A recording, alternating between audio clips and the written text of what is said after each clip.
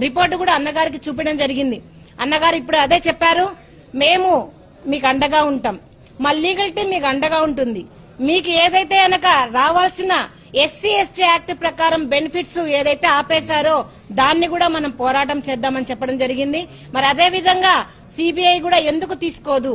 ఈ సిడిఎఫ్డి ఏదైతే అనక జగన్మోహన్ రెడ్డి గారి పీరియడ్ లో వచ్చిన ఈ ఇన్వెస్టిగేషన్ సిట్లో వచ్చిన ఈ సిడిఎఫ్డి రిపోర్ట్ ను ఎందుకు మీరు లోపల బయట పెట్టడం లేదు అని ఈ ప్రభుత్వాన్ని ప్రశ్నించడం జరుగుతా ఉంది. మరి జగన్మోహన్ రెడ్డి గారు మరి మాట ఇచ్చారు, అమ్మ ఖచ్చితంగా మాట ఇస్తున్నాం, అందరిలాగా కాదు,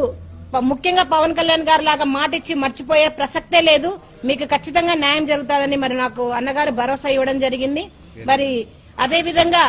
నిజంగా నేను ఎన్నో రోజుల నుంచి కూడా నేను మరి అన్నగారిని జగన్మోహన్ రెడ్డి గారిని కలవడానికి మరి ట్రై చేస్తా ఉంటే మరి పేర్ని నాని గారు నిజంగా దగ్గరుండి ఒక ఇంటి మనిషిలాగా మమ్మల్ని ఎంతో ఆదరించి మరి పేర్ని నాని గారు మరి జగన్మోహన్ రెడ్డి గారి దగ్గర తీసుకొచ్చడం జరిగింది. మరి అందరికీ కూడా